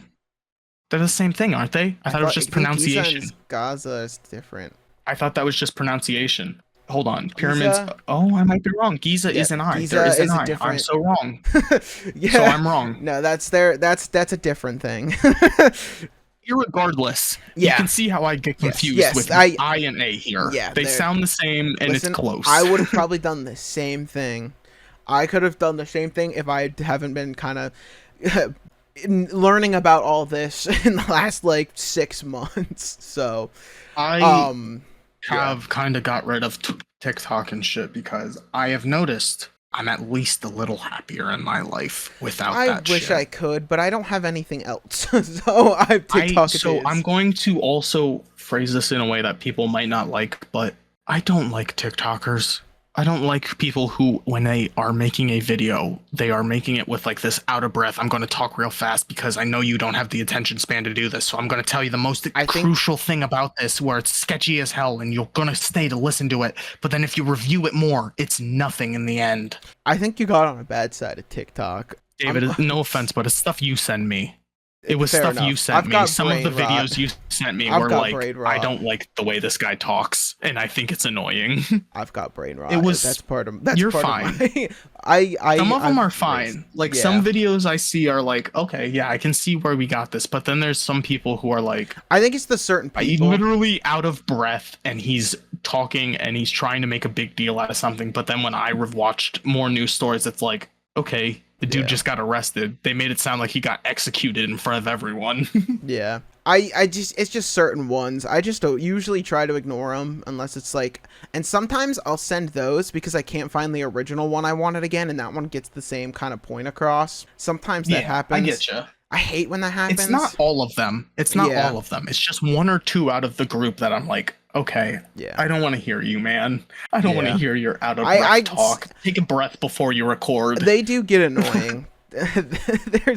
But all right, back to the book. We're gonna have you guys are getting a good episode today. We're gonna get a good episode today, folks. In fact, I might split Pondering up our Prints' most controversial episode. I don't know. It's kind of, honestly, is kind of political from just the books we've read so far. So, I mean... Well, I kind of picked Animal Farm for the political yeah, exactly. book. And I'm not opposed to it. I mean, we could get thrown in the gulag, but you know what? It's worth it. Good luck. They ain't gonna get me in there. They gonna have to death by cop. Suicide by cop. Anyways, all right, we're back to the book. We need to get back. They raid in 4 months of raiding and waiting for war. We're on point 36 of 115. Yeah, so they sacrifice the daughter, the priestess daughter, so that the wind will start blowing again. And this is our first point where we can see the gods are arguing over who should win this war with Troy, because Civil war. both sides of the war, fun fact, believed in the Greek gods. Both sides were like, they're Greek, Zeus, aren't they? Zeus help us. No, Troy was in Turkey. Oh, okay. But they at least at the time believed in, I think maybe at they least were that's like my part takeaway of Greek, for why, like, because wasn't Greece big and then it kind of got shrunk down over time. Yes and no. It depends when you're asking. I don't know. Alexander the Great conquered like a fuck ton of Europe and Asia, but like I don't know when that was in comparison to this. Yeah, I'm not sure. Probably after. But I mean, technically, the American Civil War, both sides believed in the same God too. So I'm just gonna put that out there. That's pretty common. Yeah. But so they just kind of start fucking with the small villages outside until they do something. They're basically trying to they're kind of crowd crush them inside the city, pretty much. Well, so they have medieval warfare. That's all they're doing, is if we can take care of the villages, they have no food, the city will crumble. People will run into the city, they will crowd the city, there will be no homes in the city, people will be living in the street, death and disease will flow, and the city will eventually have to crumble or open its gates to go to war, is their logic. Because right now the city can just stay shut and only open for villagers and stuff. So I think they do end up doing like a diplomacy to start the war. I almost forgot about that. So basically what they just raided the villages to get their attention, is my understanding. Yes. Which I still think is stupid, but I almost forgot about that. A mixed bag. It's kind of how war was just back then. Yeah, I mean, it's just how war was back then. Looking at it in a modern And I mean, lens. war still is kind of like that. Even if we're a little more we just have bigger sticks. As humans nowadays, we have bigger sticks, yes, but we also have I think humanity has reached a point where we are, at least most of us are saying we don't want to die, so let's try to find a way in between the grounds. We have big enough sticks to where the sticks will whip back around and hit us, so we're a little more cautious to wave them around. Beat our ass. We're more cautious to wave them around. If I hit you with my stick, it's going to come back around and hit me. Yeah. And I don't think I want that. It's like a nunchuck. It might come right back at you and hit you as well. War is like a nunchuck. Diddly dum. They refused to give Helen back and said she did not want to come back, so war started. The next line. Yeah, they said that Helen, I don't know if this is true or not, but they said Helen chose to go to Troy. Yeah. Which I'm not sure. Sure. I don't know either, but so there's the thing of question-wise of I can believe it too, but she also chose her husband back then. She did. Granted, I don't think she should be stuck to that choice, but she did choose. She chose her husband. Think of so it you like think this. there'd be less option that she Tinder. would want to leave. She basically picked her that's first very Tinder fair. option, and then it didn't turn out good. No, I'm not saying she should have stuck with him, but I'm just saying she chose her husband, which means it could have went worse a lot sooner. Yeah. But just he turned out to be different than she thought. That's very fair. Yeah. So my next line is, then they fight for 4 years. I thought you were going to say then they fucked. I was like, I mean, no, sure. They're doing that throughout the whole entire book. Okay? After this, whenever there's a downtime, they are slamming hams. They're pulling their dogs out. What was your thoughts? Oh, well, hold on. Actually, I'll wait till we get to it, because I think that's a few more parts away. They send every man. They sent every man in soon. They start not sending every man into the field, though Patroclus does not have to go into the battlefield only when Achilles begs him to. Is any of that what you were thinking of? No, I was going to bring up the lady. Okay, yeah, that's literally the next one. Okay, I knew it was coming up, but yeah. I knew it wasn't So right then. basically, like, they send everyone out at the beginning, and like Achilles basically just kind of like fights a bubble around him, Patroclus, to keep him alive, and he just like goes out. But then slowly they don't send everyone out every day. So like they have smaller like numbers of battles, but they still go out and fight. Like some of them stay back to tend to the camps and stuff like that. Yeah, every day they go out and fight, but it's not the whole army. It's just a small detachment because I think both sides decided this is going to be a war of attrition. This is going to be a long war, not like a quick one. So then they start bringing in spoils of war, which for 40 they get a woman as a spoil, and Achilles claims her to save her from the rapes. Is that what you were going to talk about? Save her from, the king. Well, I don't remember her name. I don't remember her name either. She is a big character. She's very important. I might have her name later, but at this time, when I was reading it, these are pretty much like stream of thoughts as I'm reading the book, because I'll just type what I'm thinking out at that point. So these are very stream of thoughts kind of notes, you know? Berceus. Bericius. Yeah, Bericius. Something like that. I do have it down. Berceus. Yeah. She's a Trojan woman captured by the Greeks. Berceus became Achilles' war prize to get saved from the king. Whoever the king is. It's not Agamemnon, it's someone else. He's like the big brute guy. He's like the one that's like in charge, and he has like a really fragile ego. He always takes first, even though he didn't do the best, but Achilles always says like, oh no, let him go first, because then it'll show I'm humble. And then Achilles goes... Meninotius. Yeah, some... I don't know if we're pronouncing it right, but yes. Minnesota. Minnesota, the king. Minnesota's. We'll just call him Minnie. Minnie, essentially, like, he always picks first and gets whatever the best stuff is, but occasionally Achilles will just claim women and take to his, and like he'll always ask for that first, but since he like did really well, they'll always grant it most of the time. He's supposed to get it anyway, regardless. Yes, but that's like all he requests. The best of the Greeks is supposed to get the first choice of spoils. Yes. Which the best of the Greeks is whoever did the most in combat, which usually is Achilles, and then point blank is Achilles. It's going to be Achilles, and then Meninotus or whatever the fuck his name is. Minnesota's. So then we have Bericius. They save her from the rope, and they kiss to prove that she's safe. So they basically like fuck in front of her to prove that she's chill. They're chill. That they're not gonna do anything. They're not gonna do anything to her.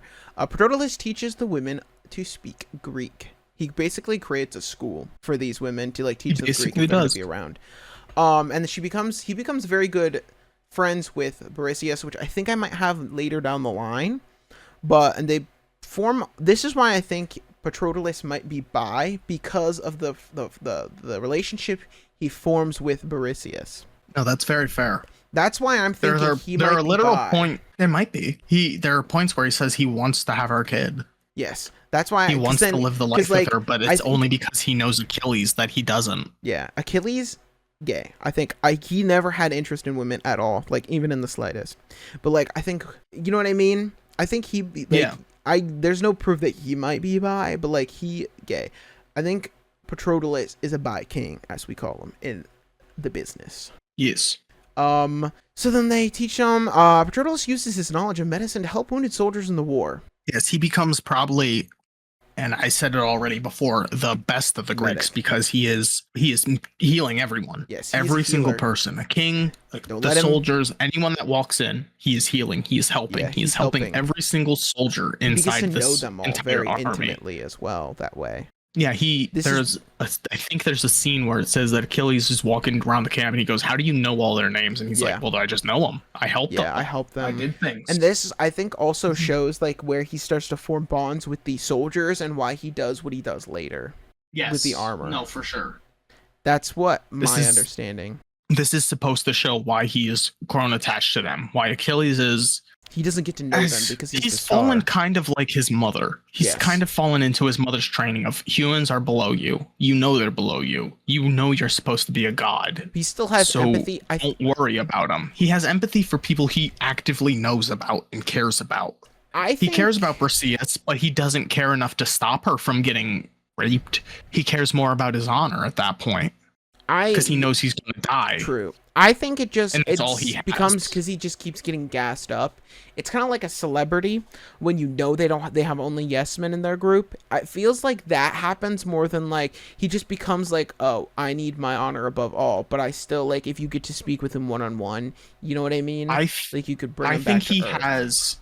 I think yes and no. I think he is like, as you said, like a celebrity who's been gassed up. But even then, Petrolis tried to bring him back to Earth. Like, hey, these are people I worked with. These are people I died. I bled for. I've done this for. And he still goes, no, I need my honor. It's literally all they will remember me for. Is if I die here and I didn't keep my word, I didn't keep my honor, I'm worthless. I don't live forever. I won't live forever, and I won't have a memory. Even is what his logic was. Yeah. Which. Not great logic, dog. Like as Petrolis has said, your legacy is you're burning Greeks down to the ground. You're sacrificing your own men because the king said "fuck you." Yeah, because the king was right. He was rightfully upset. But what was the king even upset about? The king was getting outshone.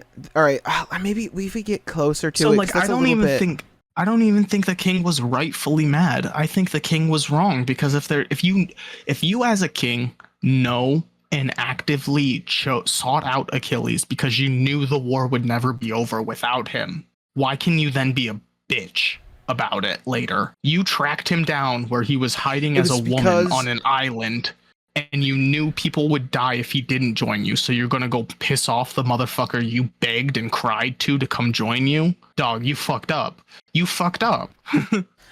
So I think what happens next with the priest and like what he does, that's what starts the beef between the two.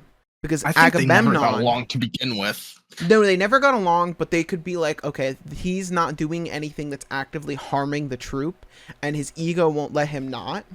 Because, okay, so let's just move on to the next point, and we can continue this. They kidnap a priest, and they claim that they try to claim her, but another king takes her first. First thing that happens. The priest comes to offer a ransom for her, and the king threatens him and refuses. The priest's father. The priest, not the priestess. It's her father still. Yes, regardless. Yes, the father of the father of the daughter that is a priestess. So I think this is what kind of starts like where things start going, because he refuses, even though like that angers Apollo and brings disease to their camp, and he refuses to take responsibility. I mean, I think the whole time Apollo wasn't happy with him. No, but this kind of pushed it over the line for him where he interfered. The priest comes to offer. The next day they are wrought with disease because they were like literally dragging bodies and burning them, like for like days, and it killed half their troop. First they started with burying them, and then it got to a point where they had to burn them because just there was too many.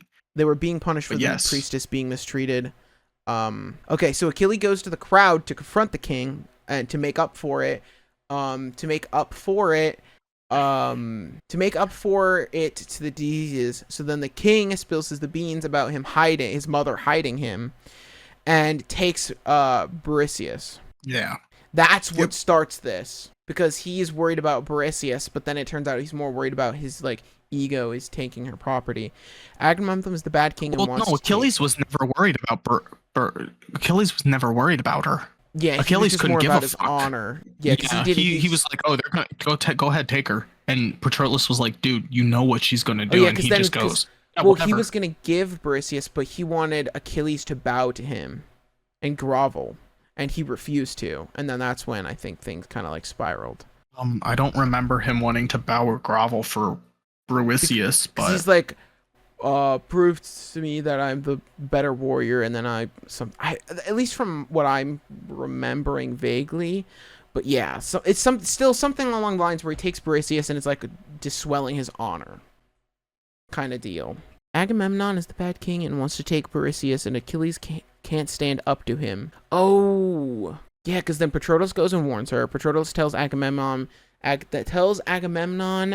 is warned of Achilles' plan to have him defile her and anger the gods. Yeah, because if if the king fucked Basilis, then it was going to be a case of, dude, that was quote unquote his war prize. If you're taking it from him, you're then dishonoring not only the gods but yourself and the entire army. Achilles refused to bow to Agamemnon, and then Odysseus comes and tells the warrior of the same fate and tells the people hated him, not worship him, when he came to help finally. That's Patroclus talking about when he eventually goes and joins the war at the end of this. If you keep waiting it out, they're gonna hate you because you let so many die. Yep. Is what that was saying. Is what I'm taking. That's that. You know what? That makes sense. Reading it. Patroclus. Achilles then says no still, and they are losing the war, and they are still at a stalemate, even though Agamemnon was the one who unlawfully takes the priestess and angers the gods. So he basically pushes the blame. Incorrect. I only argue that it was not a stalemate. The Greeks were losing fucking hand over fist because at one point soon after this they say, hey, they're at the walls. My understanding was the disease basically they were like stalemate, but then the disease knocked a bunch of their troops and then they started to lose. Both. It was both. They got the disease and then they started losing, and then it was, hey, they're outside the walls, and he goes, hey, you want to fight? And he goes, no. The Troy warriors are approaching camp and are killing them in droves. Achilles still refuses to help and is being outwitted by Agamemnon to lose his glory. Patroclus is trying to get Achilles to help and is helping the wounded. They start to burn the ships. Interrupt me when you want to chip in with anything. I'm just going to read through what I got. Patroclus. That sounds about right. By the time they break the walls, they start burning the ships, and Patroclus from what I remember, gets very upset, and that's like, hey, we're going to be stranded here, so hey, give me your armor. I'm going to run out there. Achilles to save them. Patroclus begs to use Achilles' armor to scare them off, and he lets him do it. This is where, like, the armor thing, like, where he gets this boldness to help out. You know what I mean? I think it's a mix of boldness to help out, and also the mix of he wants to protect him, his also people. wanting to help Achilles. It's also Achilles. He's like, you won't see it, but this is for your own good. I think he also goes a little kooky, if I remember right, because Proteus rides in the chariot and scares them off because he wasn't supposed to throw a spear or anything at all. He to a degree he gets a little kooky, but he doesn't like go insane. He starts climbing the wall. He feels bloodlust. He feels the moment of, I can end this. We could end this now. We could go home. Yeah. And he feels just stressed. And then literally, this is the part I didn't like. Apollo. Yes. Okay. Apparently Apollo is there. You're skipping ahead a little bit. Picks him up off the wall. I don't think I am. If we're talking about him climbing the walls, he's climbing the walls and then tries to climb a wall. We forgot to tell he actually was able to kill a prince, like a high. Regardless, he kills some fucker. He kills some fucker, and he climbs the walls because he thinks he can do it. He meets Apollo. And anyway, Apollo, a literal fucking god, laughs at him at the walls and is picking him off. I don't like the part. Granted, we see a god already with Thetis, but she does not actively ingrain in the fight. She is giving armor to her son and stuff. Like, that makes more sense. Like, if Apollo gave a bow or something, that'd make more sense. But, like, he is literally there, grabbing him and throwing him off the wall. Yeah, he starts undressing him so people will see it's Patroclus and that he'll die. Which, I mean, I guess Apollo undoes his Achilles armor on Patroclus, and he's alone by the wall, and then he realizes it and runs back. So basically, he just like, I didn't like how he just kind of like bullied him on the wall, even though he kept coming. Like, I wish it was just an archer. I'm gonna be honest. I kind of wish it was just a generic archer that just shot down and like cut a strap. So the reason I think it's supposed to be Apollo is because Apollo, if you didn't know, is the god of disease, health, and prophecy. Yeah, they say that in the book. Patroclus was prophesied to die as the best of the Greeks.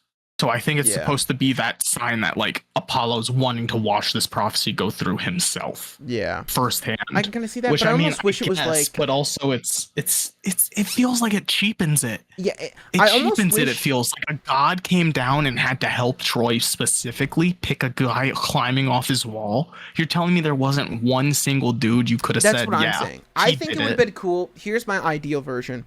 It's an archer, a really skilled archer maybe. And they're shooting down, and then the arrow, maybe midair, just twitches to the side and cuts the like strap holding the armor on, and then it falls off, and he falls. It'd be an idea. I think that would be way cooler because then you could have like Apollo, like a fucking JoJo stand behind him, like helping the archer guide the arrow, maybe.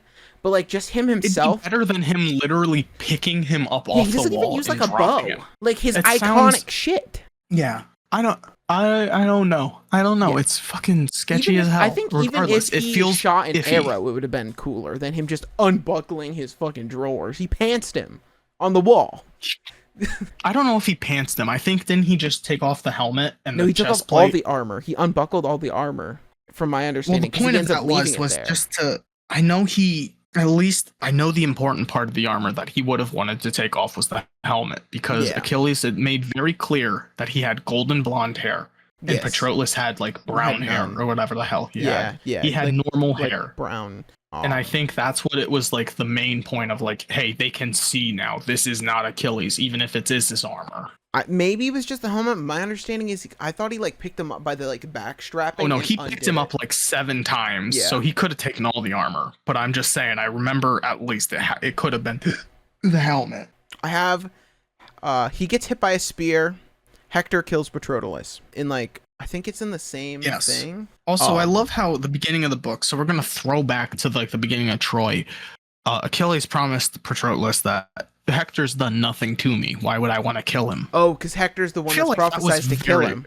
Yeah, like I feel like that was very on the nose, which makes sense, but it's very on the nose. I think it's because the prophecy says it's gonna be Hector. Then he's like, oh, I'm avoiding him, because they said they could end this war multiple times if they killed Hector. Because Hector is very, very good. Agamemnon came over to Achilles' camp at some points and is like, hey, there's been many points that you could have gone to kill Hector, but you don't because you're scared the prophecy will kill you. Which makes sense, but we've been here 4 years.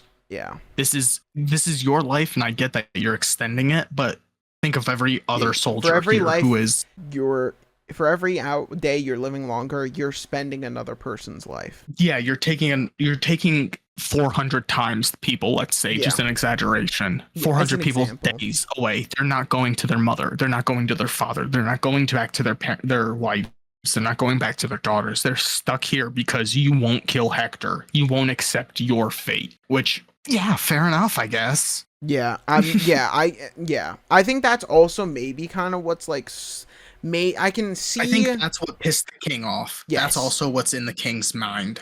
But also, like, he also wants the glory, and he's also very much in the wrong for the shit he's doing with his spoils of war. Yeah. He's definitely not in the right. Oh, are we talking about the king or Achilles? The king. Okay, yes. The king is very much in the wrong, and also spoilers. The king is very much in the wrong, and also a dick and unlikable. But he has the sliver of being right, which is almost makes him fucking annoying. Agamemnon. Because he's right. He's right. He needs to kill Hector so they can win this war. But he's not. He's killing more troops. And more troops and more troops. But also, he's not acting in a way that could convince Achilles, hey, you need to do this now. You know what I mean? Follow-up question that I don't remember genuinely. Did Achilles kill Hector? No. Did he kill Hector, or was it his son? Let me see. Let me see. I think it may. All right, let me look.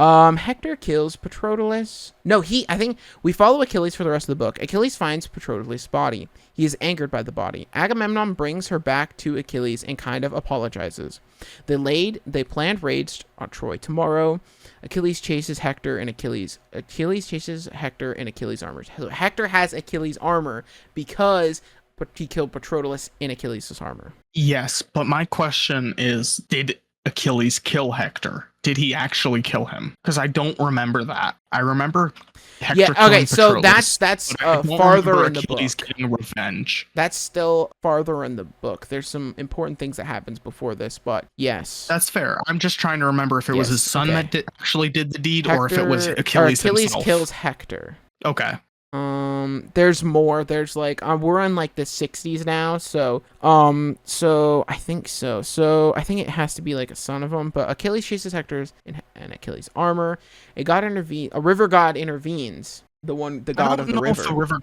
The river god tries to intervene. So Achilles attacks the god in the way of Hector. He doesn't kill it. but he kind of does. He weakens the god that has to go to the top of the spring to regain his strength. Yeah. So he could then go and attack Hector. Yeah, I have the god outspeeds and fights Achilles, and Achilles stumbles and tricks the god for him to attack him. The god retreats. I think he tricks the god into attacking himself with something. Yeah, he thinks he feints the god. He makes it act like he took a wrong step, but even Patroclus, because at this point it's Patroclus watching it. He's like, I know that foot never misses. Yeah, I have POV. The POV is Achilles' spirit. I don't know. I think I wrote that wrong. Achilles kills Hector. Achilles is bloody and alive.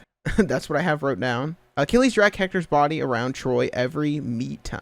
Oh, I do remember this. Yeah, he drags his body, Hector's body. And they ask him like 7 times. Yeah. This is when I start to not like Achilles. He becomes a fucking blame dick. him. I don't blame him. I don't blame him. But I can also see where it's like, dude, the story feels very human, because every chance we get where it's like it's a bad person, but also like you see the points, you see how he got here. Yeah.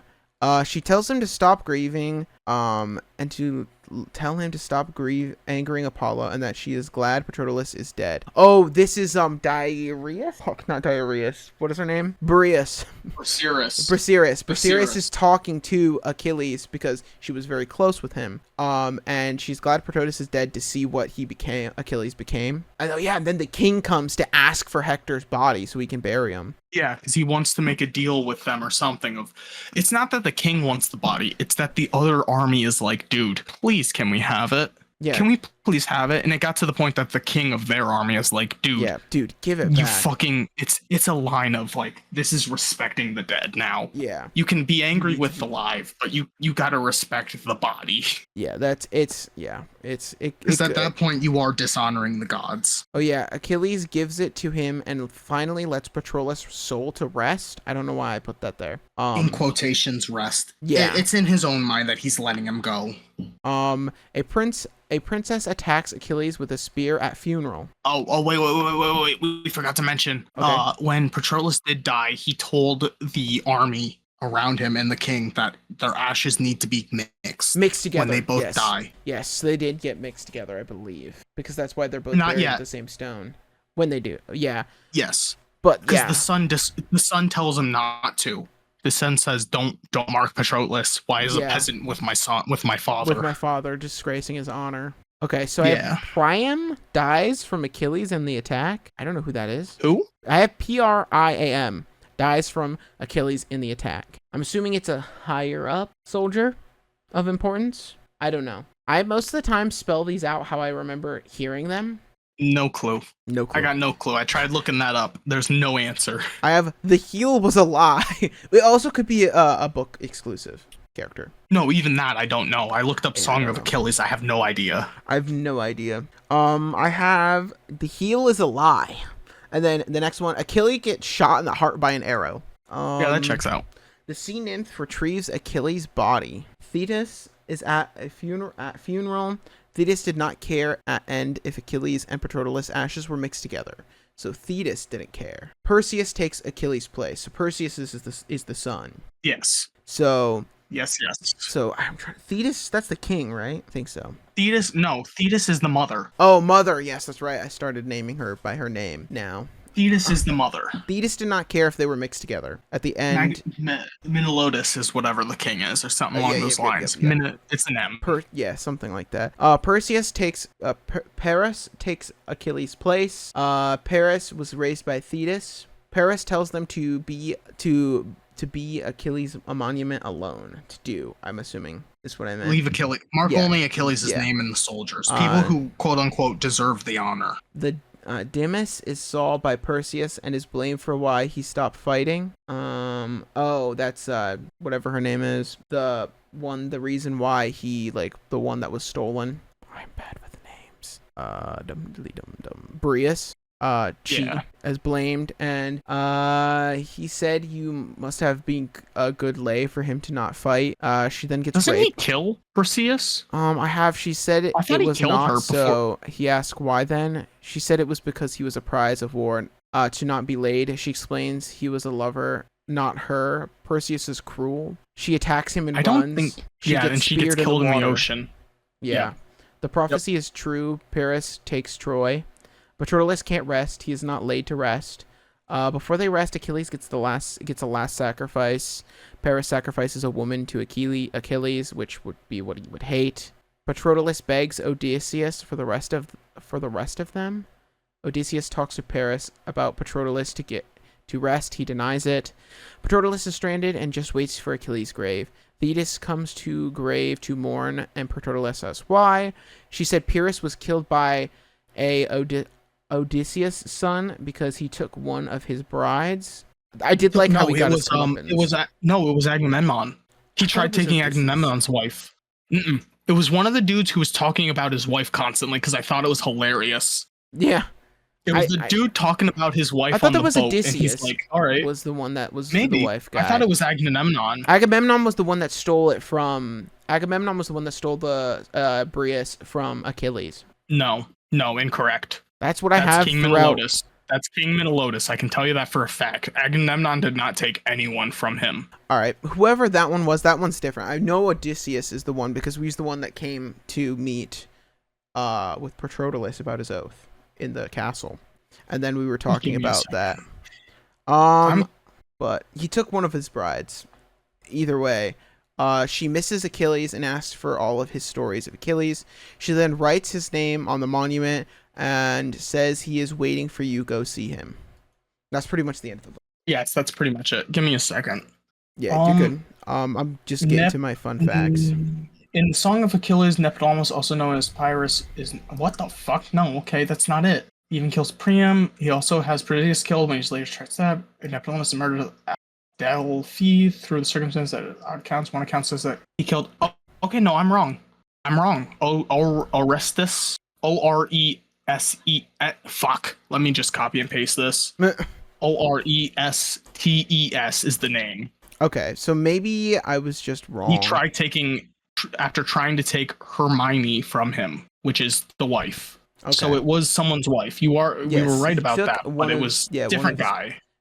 I think it was like a son of or something, if I remember right. It might have been. But that's yeah. That's the Void. Wrong chat. You're good. The Void.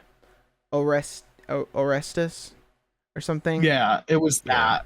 But that's the end of the book. I only have 3 fun facts. We can hit those through, and then we can kind of give our final. Give our final thoughts on the book as a whole. You ready? Yeah. Okay. Yeah, I'm good. What fact number 1? No heel of Achilles? I don't know why I wrote it like that. No what? No heel of Achilles. Oh, no heel. Yeah, he wasn't dunked into the river Styx in this one. Nothing. There was never mention of his heel. No mention of the weak spot. Because it feels like his skills were so good, he didn't need... It feels like he didn't have a chance to get hit to begin with. And then when he got struck in the heart, it kind of poetically, fit. It really fits poetically because he stopped caring to live. He stopped caring because he lost his love. Yeah, he was dead. He was dead as is. So they were like, okay, hit him in the heart. Yeah. All right. Fact number 2. Awards. The awards. 2012 Orange Prize for Fiction. 2013 a la Book List Gaelic Spectrum Award. Independent Bookseller Prize. Massachusetts Book Award. Rusa Codes Reading List Stonewall Book Award. Those were all of its awards. So, last fun fact. The book came out in 2011. That's a fun fact. The year it came out. It's so hard. I looked up Song of Achilles fun facts. I read the entire Wikipedia page. There's like nothing. I read an interview with her. There was nothing. There's like no fun facts about this book. I tried. I looked for like 2 or 3 days after I got done with it. Nothing. I kind of want to read the sequel or spiritual successor sequel. I think it's called Crease.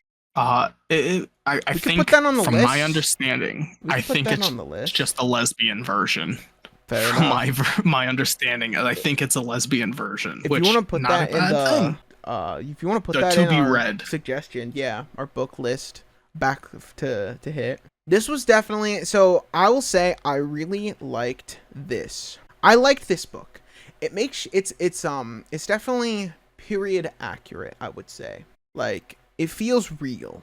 like you said earlier, it feels real. It feels like this would really happen in this world. The characters feel human. Yeah, they feel alive. It feels Yes. like there was actual thoughts behind what their reactions are going to be, how they would feel, and how the world kind of works, even though It feels it's like not a slice of life. It's not accurate, but it's kind of like they took a picture of if you were to go back in medieval times, your honor above all, above everything. Yes, yeah. It's like the Yakuza. It feels very it feels like a Greek slice of life almost. Like kinda, yeah. Like you're just going through the life of these, and this thing happens, and then kind of it goes on from there. So yeah, I don't really have too much. Do we rank? I don't remember if we rate the books out of 10. I'm not gonna worry about it. I don't think we do, but I don't remember. If I had to, I would rank this probably about a 7 or an 8. I wanna say, yeah, I think like 7.5. Like it's good, but I definitely think there's better books. You know, I felt at times it felt like they were stretching some stuff at certain points. I feel like it could have been condensed. Beginning feels a lot more. The beginning, yeah, it kind of tone shifts 2/3 of the way through. Like, which I mean makes sense. It makes sense. It's the start of a romance book, but then also it like really jumps heavy into the war. It becomes like a war book at the end. And I feel like the ending, like 2 chapters, I feel like either stretch that out more. I either want more or less. After Patroclus and Achilles dies, I want either more of it and flesh it out more, or I want less of it and I want you to just like cut it down. You know what I mean? Yeah. I feel like it wasn't finished. It either needed to be condensed more or like strewn out a little bit. I don't know. That's what I think, at least. Well, do you have any other final thoughts you want to say on the book before we wrap this thing up? Not that I can think of. Well, ladies and gentlemen, thank you all for coming out to a Pondering Prints. We're hoping the goal is still to try to do monthly, but we're not going to do as regimented like a first this or that. Our schedules are kind of fucked, so we're just going to try to do once per calendar month. And try to get one out. I think that's pretty doable, just like once a calendar month. I would think we could do that. I think we can. Hopefully none of us get sick and or we can work around schedules. Hopefully. Hopefully. Watch me get Mono, round 2. Mono 2. Mono 3. Mono the pre-sequel. But yes. Thank you all for coming out to this podcast. If you're listening on Spotify or Apple, give us 5 stars. We'd really appreciate it. If you're listening to this on the YouTube channel, like and subscribe and tell us your favorite part of the Song of Achilles. And without ado, thanks for reading along, listening along. We're going to work on that.